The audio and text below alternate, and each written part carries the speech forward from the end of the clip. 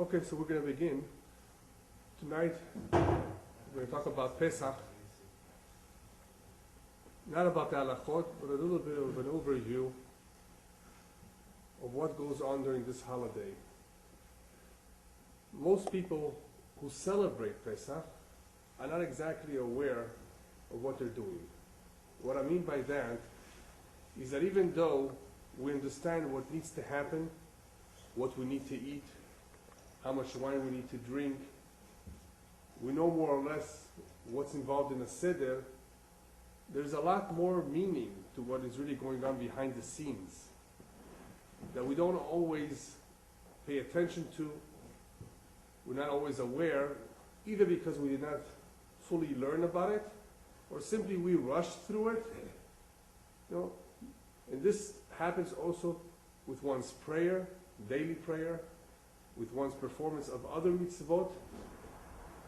The mitzvah many times becomes something of a routine practice, and that's a shame. Because even though we may be rewarded for the mitzvah, for having performed Hashem's commandment, for having followed His word, His instructions, nevertheless, did the mitzvah do anything for us? Did it affect our lives? Did it make any change in us? Our rabbis tell us, "Halevavot nimshachot achar ha'peulot." One's heart is affected by the actions that he performs. But that's assuming that he understands a little bit. There are mitzvot that even if we do not fully comprehend their meaning, nevertheless, they will definitely affect us in a major way. But certain mitzvot are all about kavanah. It's all about having the right intention and the right set of mind. And if we do not have that right kavanah, we're missing out a great deal. And I'm going to tell you what's the greatest loss of all. What could be the greatest loss of all to a people who have such a beautiful heritage, who only practice it because it's a routine, because it's something from the past, it's a memory. Well, let's take a look at our time. I'm sure all of you have heard by now that there are individuals, many, who are doing their best to obliterate any memory of the Holocaust. There are some who are denying it completely. It never happened, right? Sounds familiar? Mm-hmm. There are some who are saying, oh, it's exaggerated. I'm not talking about the Jews, the Americans, at the time that this was happening, who were incredulous as to, could this really be happening? No, it's already after the fact. We know it happened. 6 million Jews perished.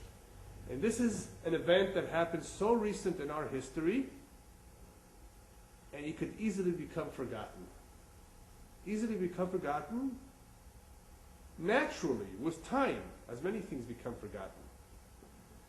But here we have an actual attempt, because people have an agenda, to actually obliterate it from people's minds. Something so recent.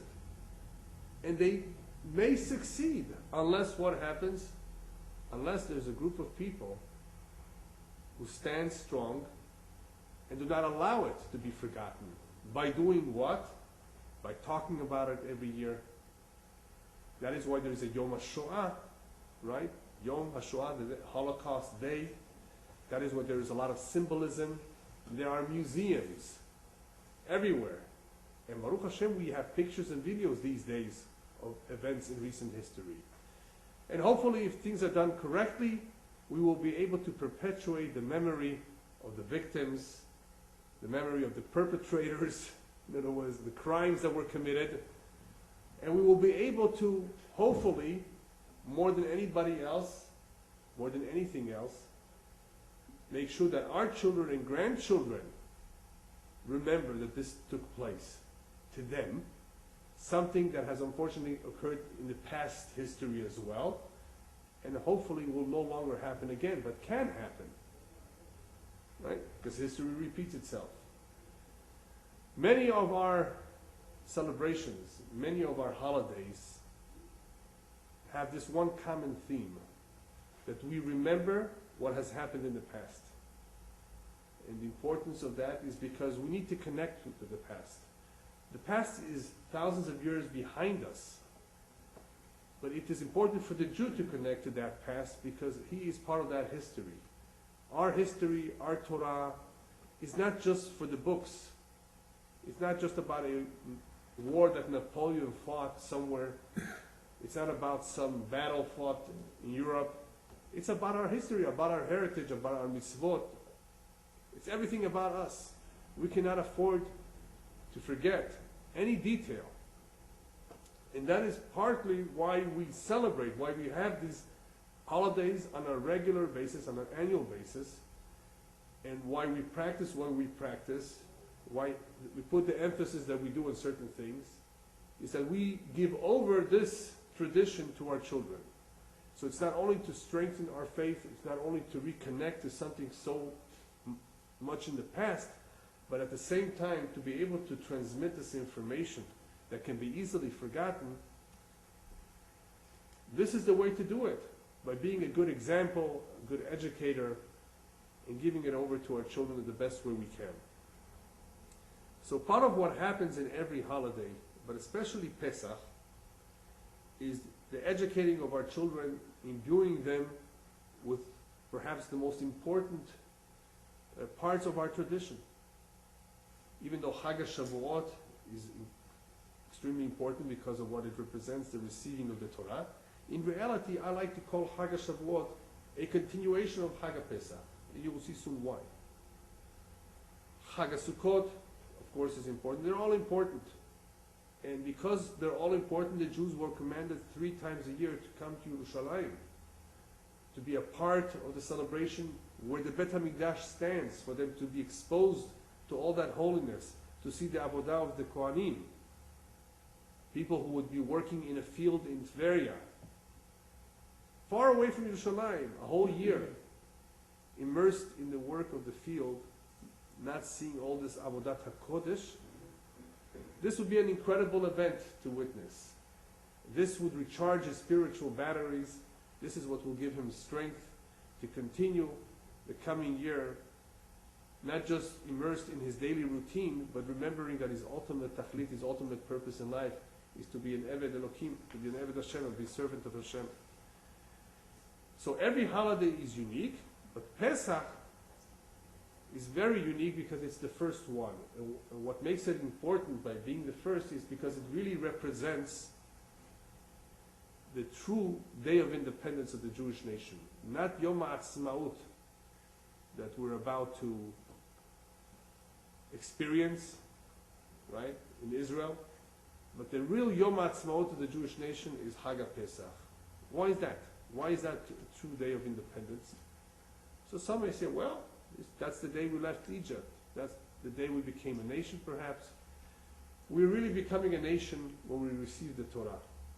The importance of Pesach, of Yetziat Mitzrayim, is not so much that we have become a nation. For another reason altogether. Many of you perhaps have heard the saying in Hebrew and in Arabic, Avodah hayenu avalo b'shvilenu. Or as they say in Arabic, Al-Khadma hi ashna bil-haq b'shlina. In other words, work is our life, but we'd rather not have that kind of a work. It's not for us. Right? You've heard of something like that? Avodah hayenu avalo b'shvilenu, that is what kind of work? Physical work. We can look down and we can make fun of physical work. We'd rather not have it. I agree with you. Aval eze avodah ken hayenu, which work is really part of our life? Avodat Elokim. That one cannot say avalo b'shvilenu. That is a complete part of us. That is what we're here for. That you cannot say, no, this is not for me. But that's very important because Pesach, everybody works so hard, especially the women. And we men need to give them a lot of credit, right? And help out. But the truth of the matter is I never understood this. I always have a problem with people who work so hard before Pesach. By the time you come to the Leil HaSeder, the first one, everybody's falling asleep because they're so tired. This year is great. This year you have the whole Shabbat afternoon to rest. You can't do any work whether you want or not. You've done all the work before Shabbat. So this is the beauty and the advantage of Erev Pesach Shechal Liyot b'Shabbat. When Erev Pesach comes out on Shabbat, a whole Shabbat after you rest, so you can enjoy the first 30 minutes. But what is happening? Why are people working so hard? To have a clean and orderly house? I believe in cleanliness and order every week. Your house should be clean. Your house should be organized. You should have no junk in the attic or the basement. You get rid of it as soon as you can. Why make Pesach the time to clean? What do they call it in this country? Spring cleaning? Spring cleaning? Yeah. For us? No. We clean the whole time. We clean all the time. Okay. Every so often, you get rid of excess stuff that you've accumulated, that you thought you needed, and now you decided, well, I guess I really don't need it. I haven't used it for at least 2 years. So it's time to either put it for sale, or give it away, or throw it out. Right? Okay. But why overwork yourself? Baruch Hashem, people who have the ability to hire help, maids, they should. Pesach Zman Cherutenu, you're a free man, free woman. Who says you have to work? We worked in Egypt. We were slaves in Egypt. Why work hard for Pesach? You gotta clean the house. Clean the house for Hametz? Yeah, Hametz. Hametz is very strict and serious. Well, I have an idea. Don't bring in Hametz to your bedrooms a whole year round. You know, some people are careful. They don't let the kids take cookies and pretzels and snacks to the bedrooms. And if you have hardwood floors, then you don't have carpets. That's even better. You see what I mean? So what's the big deal? The kitchen? That's just one room. People overdo it. Really, people, I really don't know why. People simply overdo it. They clean everything because they don't only clean for Pesach, they clean the whole house. At the same time, they're cleaning for Pesach. And they're blaming Pesach. Oh, Pesach, I can't take it. I know. Pesach is coming. I have so much work. Who asked you to do it now? You know, people complain it's very expensive, Pesach. Why? Because they have to buy every child a new suit, new shoes. And why? Who told you to buy it now? All of a sudden, you're stuck with a big bill right now. Buy it, you know, throughout the year, whenever you need. Don't push everything off till the holidays. It's very nice to buy something lichvod the holiday. I agree. But if you do it for everybody at the same time, it could be a big bill. There's no mitzvah to get into debt, you know, or get into any kind of pressure just because the holiday is approaching. Take it easy. What really is supposed to happen in preparation for the holiday is a different kind of cleanliness. It's really more of a cleanliness of the soul. It's a cleanliness of ourselves. It's preparing ourselves spiritually to come together with Hashem. And I'll tell you why.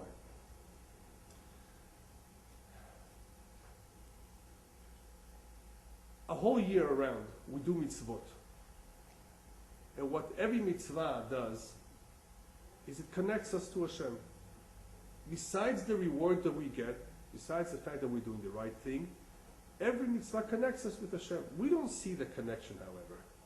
When we wash our hands, do we see a connection? When we say a blessing, well, we mention the name of Hashem, but we don't really feel that much of a connection. The holidays are so powerful because they bring that connection in a very, very strong way. In other words, we're actually celebrating with Hashem an event that occurred to us, to our forefathers, even though it was many years ago, that was so major in our life, in our tradition, in our history. Miracles were performed. So this is something so significant that we are identifying with, something that we're actually basically directing to Hashem. This whole event is because Hashem made it happen. And we talk about it, and we sing about it. So because this is so pronounced, the fact that Hashem was so much a part of our life, involved in our lives, that is why this is supposed to make a much more powerful impression on us, on condition that we do it right. Now, what happens if we don't do it right?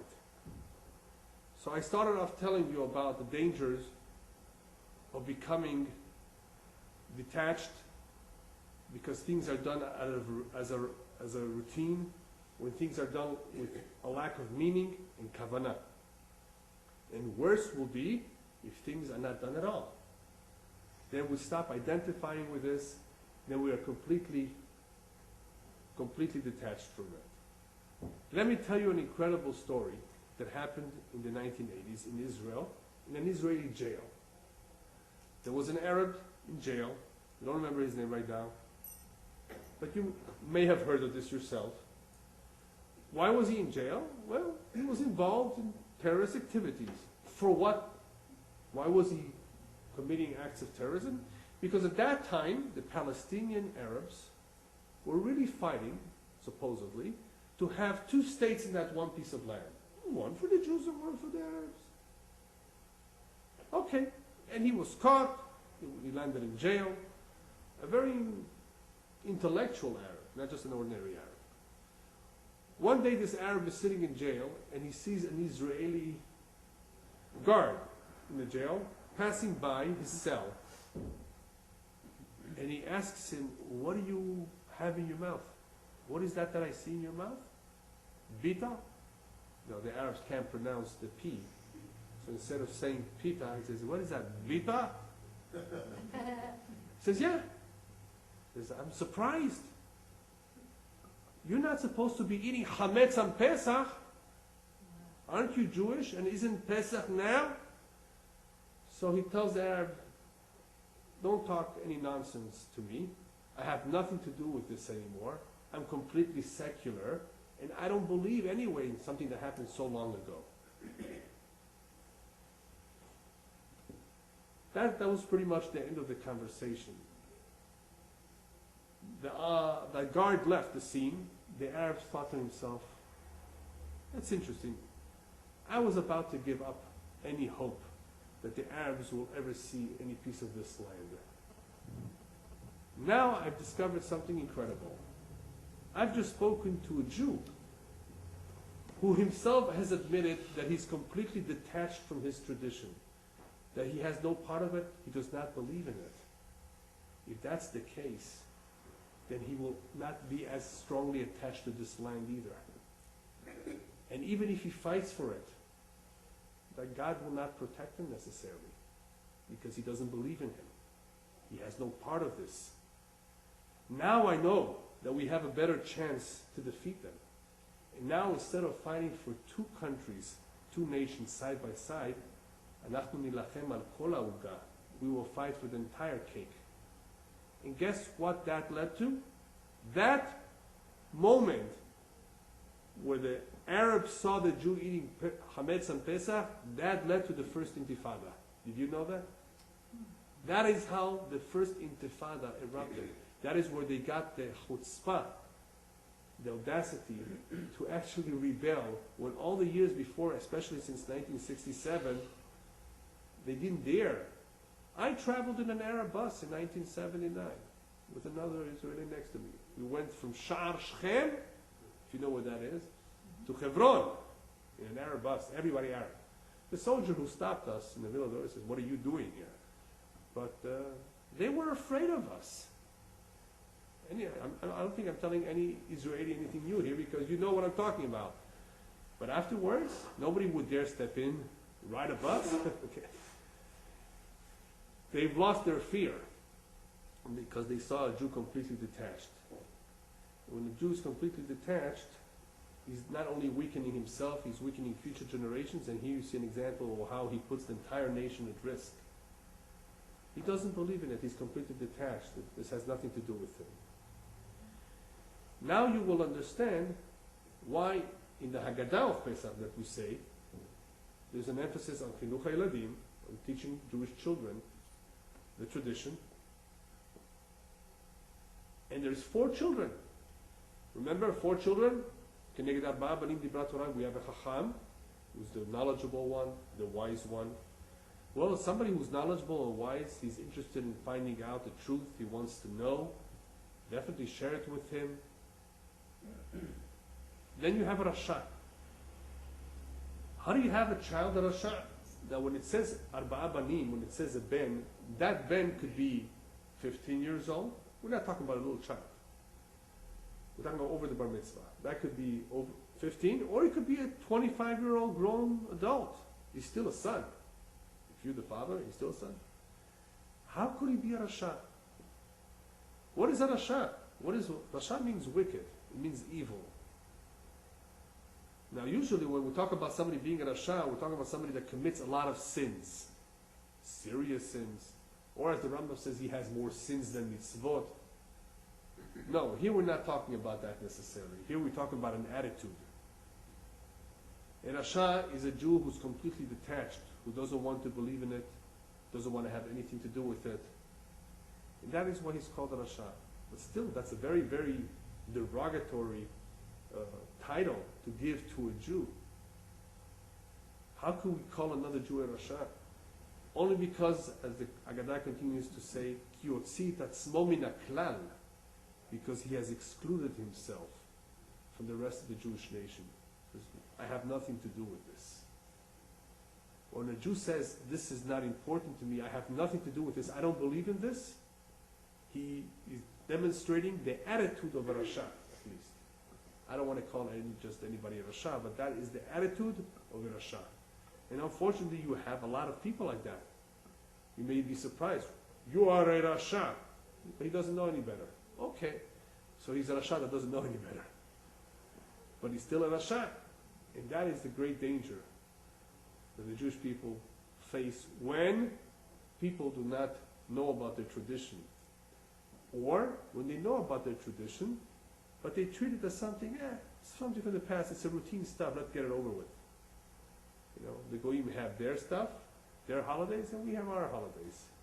But this is not an ordinary holiday. This is not just, our holidays are extremely important. They're not just a time to celebrate with firecrackers and fireworks. This is a time that we come together with the Kadosh Baruch Hu. Just like Shabbat. Shabbat is a blessed day. We come together with Hashem. We remember our tachlit, our ultimate purpose of life. And it's not about the physical labor, it's about the spiritual connection that we're supposed to have with Hashem.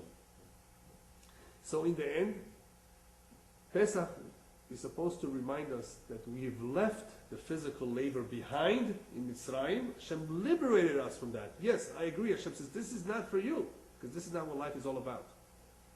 Some people choose it. They love it.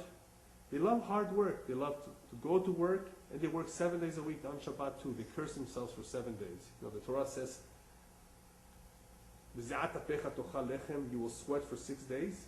6 days you're cursed. You have to work hard for a living. No, some people want to curse 7 days. It's not enough to curse for 6. So they take on the seventh day of a curse. Hashem says, I gave you 1 day of beracha that is not cursed. I want you to feel what it would be like if the whole week would be like that. It'd be Gan Eden. How are you ever going to feel it? Only if you abstain from work, at least not 1 day. This is a gift to you. So therefore, in Pesach at least, we remind ourselves again, besides Shabbat, on Pesach too, that the Ikar HaAvodah is Bahara Elokim, in the mountain of Hashem. 50 days later, when we arrive there to receive the Torah. That is what happens in Chag HaPesach. That is one of the ideas that we're supposed to think about when we celebrate the Pesach. Hashem, we realize that what you did to us is to remove us from physical bondage, not because you were kind to us and you didn't want Paro to go after us. It was to teach us that physical bondage, no, but spiritual involvement and spiritual work, yes. And that is the ultimate tachlit. This holiday, therefore, is called Zman Cherutenu, the holiday or the time of our freedom. What freedom? Freedom, not necessarily, is from work. You know, a lot of people say, "Oh, if I just didn't have to work, I could play golf a whole day. I'd be a free man," right? Freedom is not just from work. You still have to pay taxes. You're not a free man completely. Some people would like to just be free from everything. It's impossible. Why is that impossible to be just free from everything?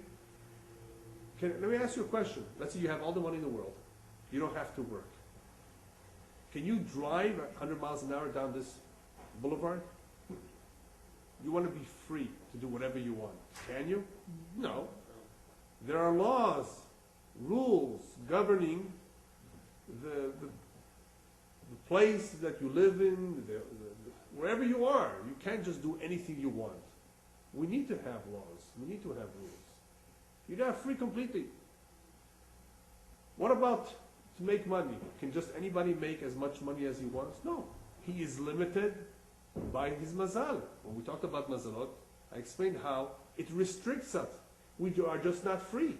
We're not free to choose the career we want. We're not free to decide what's going to happen in court. The jury is going to make that decision, or the judge. We don't have freedom. There are always things that will limit us, limit our mazal, limit our some of our decisions. We don't have complete control over everything. Man is not completely free no matter how much money he has, no matter how smart he is. Now I'm going to give you another example of an individual who's totally not free at all, even though he's smart, rich, he's the judge, he's a king, whatever you want to call him. Somebody who smokes 3 packs of cigarettes a day. Is he a free man or is he a slave of the cigarette?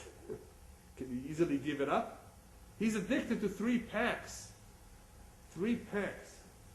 Isn't he a slave? That's a slave. A person who has a bad habit will not be able to kick his habit. Whatever it is, he's a slave of that habit. He's not a free man at all. So here you have an example of somebody who does not have to work, maybe have money, but it's not a free man at all. Many examples that I just gave you to tell you that freedom is not what we think it is. True freedom is freedom of the Yetzer Hara, where one can control himself. He's a true strong man. Freedom is one who is learning Torah. One who's learning Torah is able to overcome his mazal. He's able to defeat the Yetzer Hara. One who learns Torah is a true Ben Chorin, the rabbis tell us. A true Ben Chorin, a true free man, is not just being free from jail, free from physical labor, but one who's free from any temptation, from any Yetzer Hara. That is a true free man. And therefore, even though in Matan Torah we get all these laws and mitzvot, and we were just thinking that we were free, Hashem says it's not the laws. Don't think of that, oh, this is going to restrict me. Shabbat people tell me is restrictive. Kosher laws are restrictive. Judaism is restrictive. But what about the IRS and what about the police department? They're not restrictive. They also have their laws.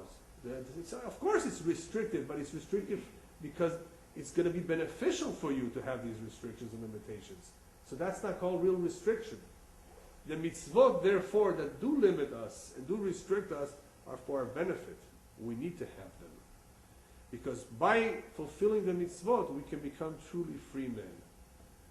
When not, then obviously we become victims of the mazal, of the Yetzer Hara, and of our enemies, Chas v'Shalom, when they have control over us, because we're not following the word of Hashem. So therefore the mitzvot, even though they're incumbent upon us, and they appear to limit us, they do not take away our freedom. On the contrary, they are the ones that give us our freedom. All right, now that we understand the significance of Zman Cherutenu, that this is the time of our freedom, meaning freedom not just of physical bondage, but attempting to free ourselves from the shackles of the Tum'ah, of the Yetzer Hara. How do we actually accomplish it? How do we accomplish it today? Does it just happen? It doesn't just happen. What's necessary? What's necessary for a person to be completely liberated from all these temptations and to be completely submissive to Hashem is for him not to be arrogant. Arrogance is one of the biggest problems that people have. They think they're right, everybody else is wrong. And that really stops a lot of people from accepting upon themselves the yoke of Torah mitzvot. And because arrogance is so bad, guess what is forbidden for us to eat on Pesach? Chametz. Chametz is arrogance. The chametz rises. One of the ideas of burning the chametz is getting rid of that arrogance, getting rid of that particular ingredient that stops us from developing a good relationship with Hashem. Prevents us from having that humility that is necessary, very necessary, to have a continuous connection with Hashem. And when somebody is truly humble, he's really able to experience the following mitzvah of that Seder, of the Chag. V'samachta b'chagecha. Rejoice, be happy. Happiness is not something artificial. Drink some vodka, be happy. That is to stimulate the happiness. We have to stimulate ourselves somehow. So some people hear music, some people drink vodka. You have to have that stimulation, right? That's why we actually drink and eat good foods, so we should become stimulated. But that happiness is not the vodka itself. The happiness is realizing what we have, what we have received. A person cannot really appreciate what he has received, as far as the Torah, unless he's humble, unless he's realized, how kind Hashem has been with me all along, that He has taken me out of Egypt, that He has given me the Torah, how blessed I am. In order for one to have this kind of thinking, this positive thinking, he can't be arrogant. No way. An arrogant person wants to get it over with. If it's a little bit burdensome, unless he's actually having a margarita by the swimming pool, that's what they call it, margaritas. A margarita unless he's having that, everything else could be a burden for him. Got to eat matzot. How much did you say? 3/4 of those flat breads and 4 cups of wine. Person has the wrong attitude. He will look at the Seder night as a burden. He's so glad when time for dinner comes. But then he has again matzot and again wine. Unless you really understand what's going on, it's not really appreciated. That is why the Haggadah is so important, but not just to read it, to understand what goes on. Because otherwise, it may be a burden. So humility is supposed to help us connect to Hashem. Humility is supposed to help us with the mitzvah of being happy. And why is it so important to be happy? Because we're not supposed to be in any way, chas v'shalom, an am kfuyei tova, a nation that is ungrateful. We have to be thankful to Hashem for all the miracles, for everything He's done for us, and one way is to basically show that we're happy. But true happiness means making others who are less fortunate than us happy, gladdening their hearts. That is why inviting guests who do not have the ability to make a Seder is such an important mitzvah. Sukkot is also time to have guests. But especially during the Leila Seder, when we have that additional responsibility of educating them, of letting them know the importance of the Chag. So far, we've covered 2 attitudes. The attitude of the Chacham, the attitude of the Rasha. I spoke a little bit about the dangers of becoming detached, of doing things as a result of a routine. Let's go to the next 2 children. What's the name of the 3rd child? Tam. The Tam is the naive, simpleton, ignorant, but he's not against. He's not, as we call it in Israel, he's not anti. He wants to know. Teach him. Great. Then teach him. What are you waiting for? Teach those who demonstrate an eagerness to learn and give him all that he needs to know. Don't deprive him. Anybody is depriving, anybody that you know today is depriving a Jew? Yes, a lot of parents are sending their kids to public school. They want to save the money so they can buy themselves a Lexus. 2009. Are they out already? The 2009? Yeah. 2009. So they want to save the money so they can have the latest car, but they won't pay full tuition. And the principal tells them, listen, if you're not going to pay, you're not invited. You cannot become a part of the school. So okay, I'll send you to public school. You think that the principal cares? Unfortunately, some principals don't care either. Now, I can't blame them, because we're talking about sometimes, and many times, situations where the parents have the money. And they want to use it for other things. Some people, I'm not going to say from which countries, think Jewish education should be free. Whatever they can get for free. They'll even bargain. You have to pay them to come. That's very, very sad. They don't value what Jewish education is. And what happens if they throw their kids to the lion's den? Shlomi, when he becomes 16 years old, is dating Maria. Right? Or Farid, depending which community he's from. Right? Anyway, that's just one of the things. What about drugs? What about crime? And you know, there are a lot of temptations in this generation. There's a lot of chutzpah. There's a lot of pressures. And society in itself, the environment is very powerful. No matter how strong of a home you come from, you cannot say, it's not going to happen to me, it's not going to happen to my child. I'm going to give him Hebrew classes twice a week. I'm going to tutor him. So that's a tremendous aved, tremendous injustice to the child, depriving them of something that you could easily do. Then you have parents who can't afford. Any parent who cannot afford the Jewish education, then obviously we're asking all those in the administration of the school to be considerate. There are scholarships.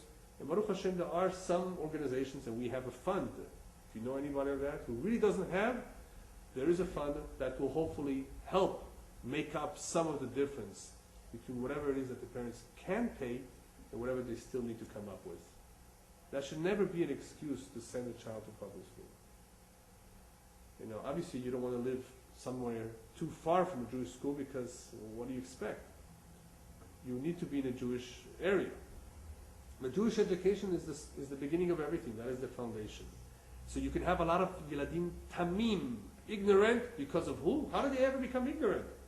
Because they didn't go to a Jewish day school. Simple. Why not? Because their parents didn't send it. No.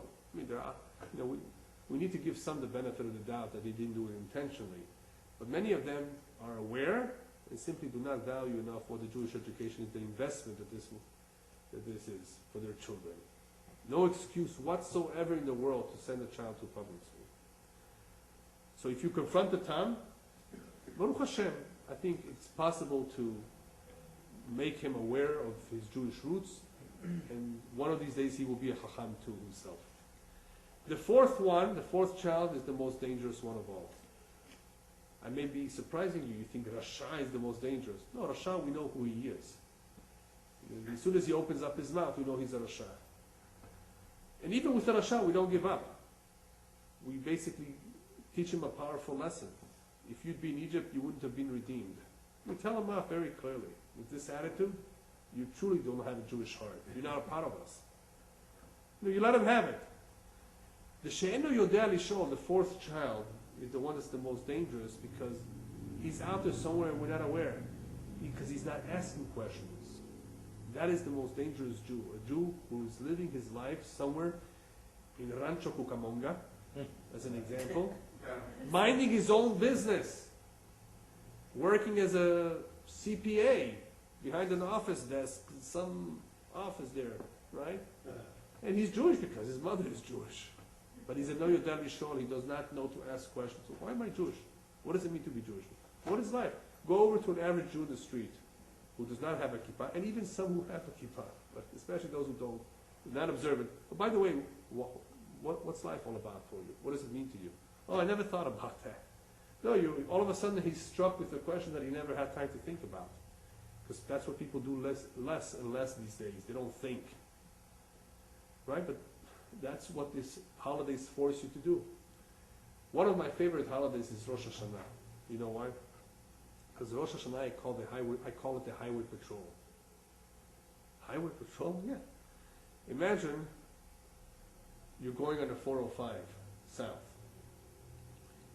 And you're stopped by the highway patrol for speeding. Okay, you're caught.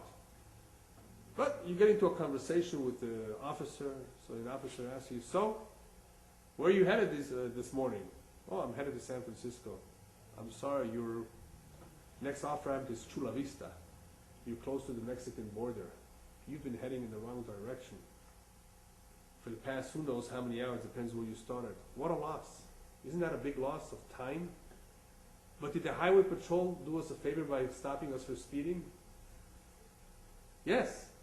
Because had he not, we wouldn't have known that we made a mistake. Many people are stopped by a highway patrol of sorts when they're 62, 63, late in their life. They say, okay, I realize I made a mistake. Baruch Hashem that there's off-ramps. I can get off and make a U-turn.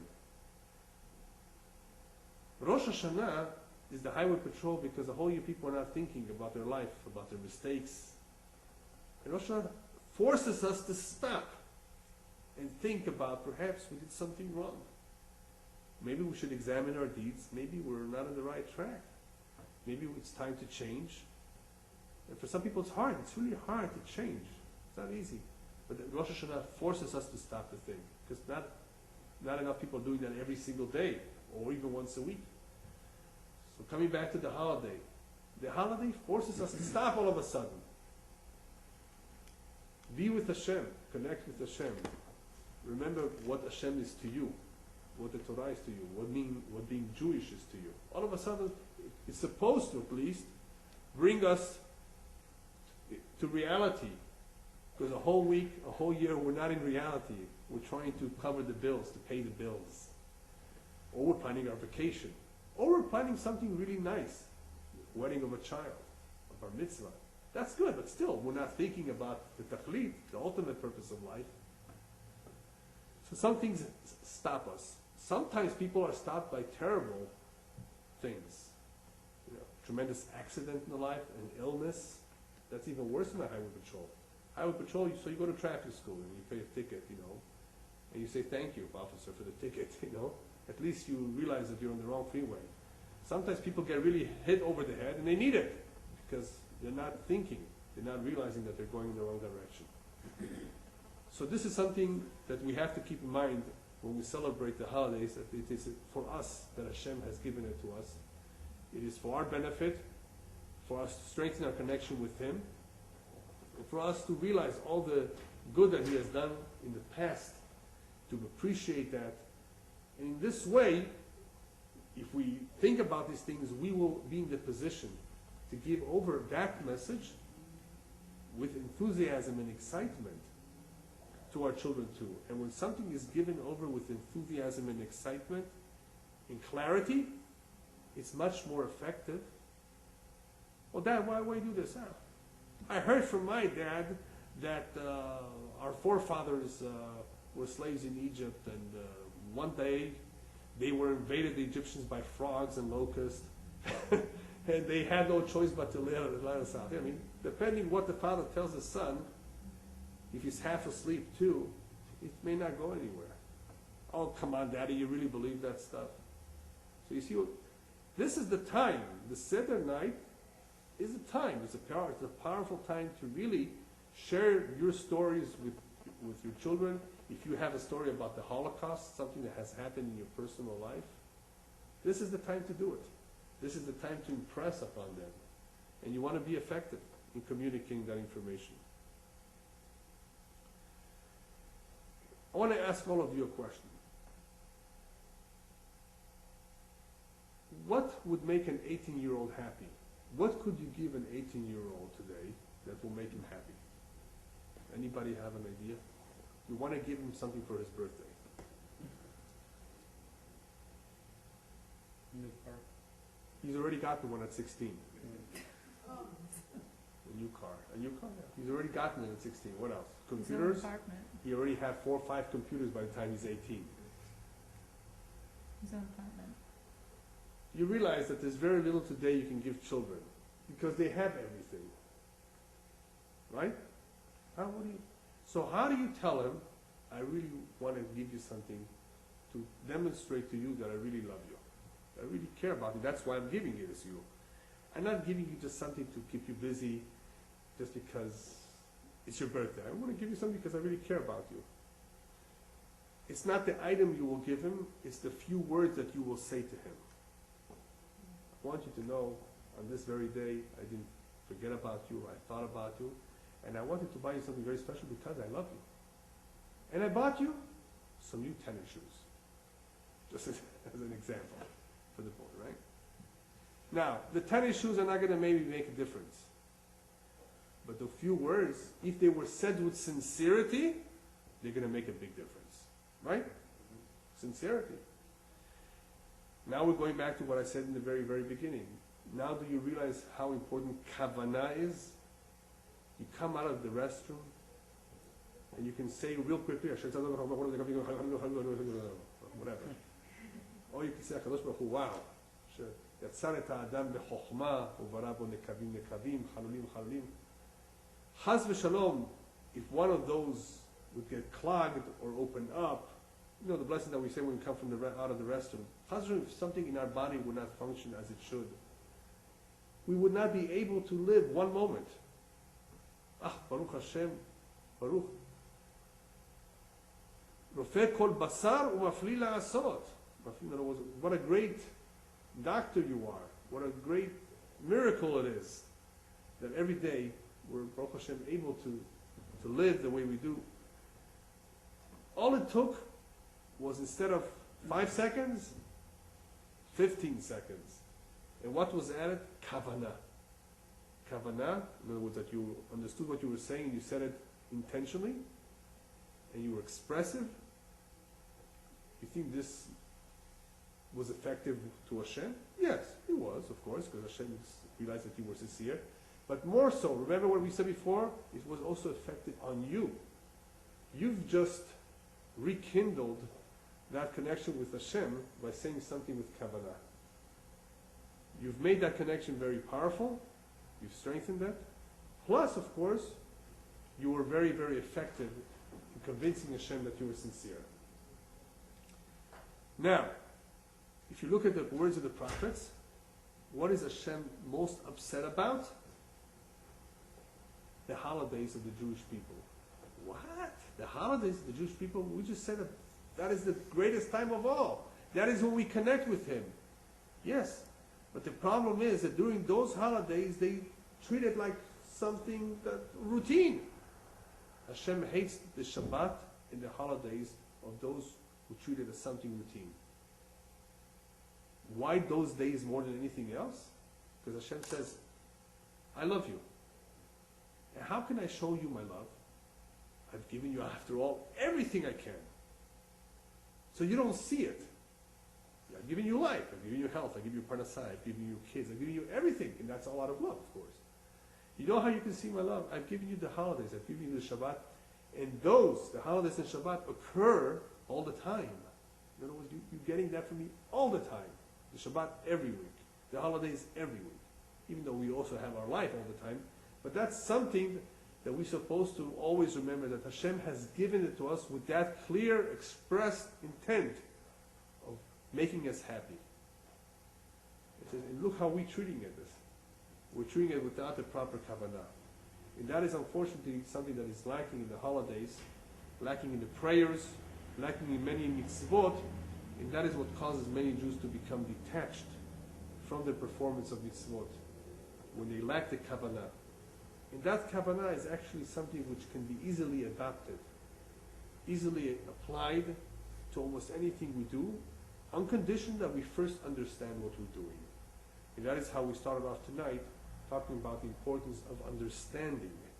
And to understand the Pesach, the Leila Seder, what goes on in any mitzvah, in any holiday, we need to learn the halachot, learn a little bit about the background, the history. Once we know what happened and what everything represents, what the egg, what the zroa, what the maror, what the matzah, the cups of wine, the haggadah that is being said, the manishtana, everything. Once we understand what the idea behind everything is, we don't just read it, then it allows us to better concentrate and focus on what we're saying and increase our kavanah. Then obviously it becomes more effective. That is why the rabbis tell us in the Haggadah,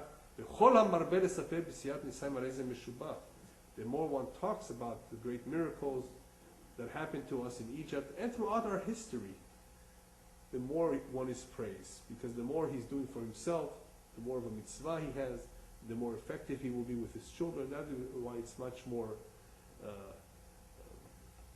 of a mitzvah and praiseworthy to talk as much as possible, not just to eat.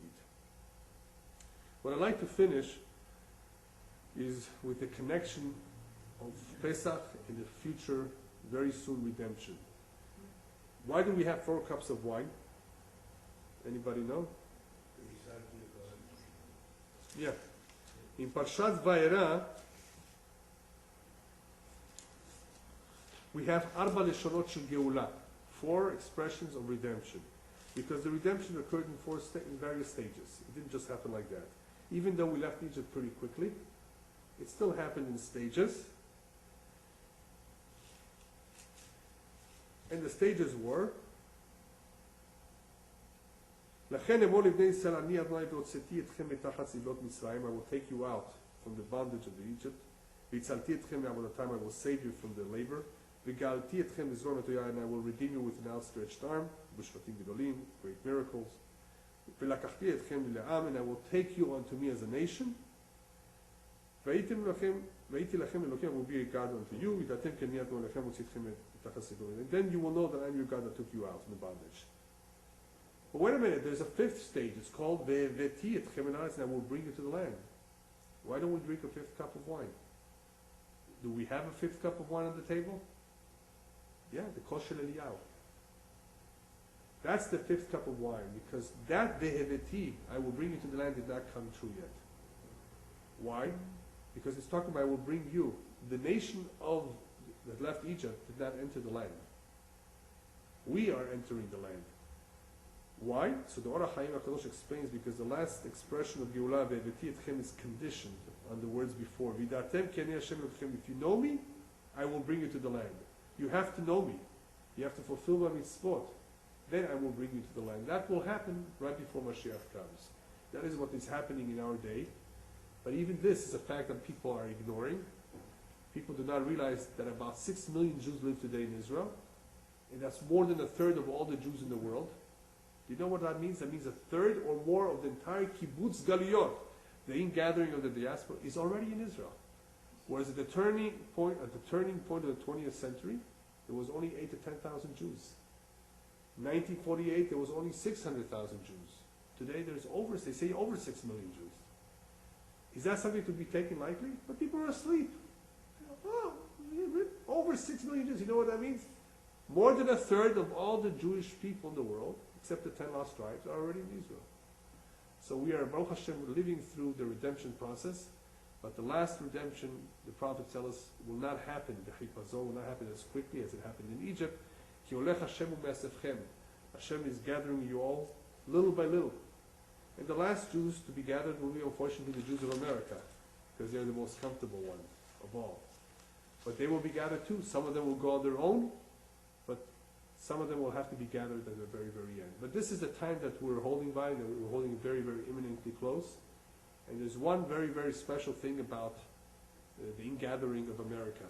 You know what that is? And the holiday of Pesach, the rabbis tell us, will no longer be applicable when Mashiach comes. Why not? Pesach? Because at that point, when Mashiach comes and we live this country, there will be a bigger holiday. No longer Yetziat Mitzrayim, but Yetziat America. Yeah. So who will want to remember the leaving of Egypt, the leaving of Iran, or Morocco? We will be leaving America. This is going to be the biggest holiday of all. So the next big holiday that B'ezrat Hashem we celebrate, hopefully this coming Pesach, should be that all of us start packing our bags, B'ezrat Hashem, to come and celebrate together with Mashiach, B'ezrat Hashem, in Eretz Yisrael. I want to wish all of you a Chag Kasher v'Sameach, B'ezrat Hashem, that this should be a true Chag HaGeulah, a redemption for every one of us who needs a redemption from his own personal problems, and a redemption for all of Am Yisrael, the true redemption. Amen.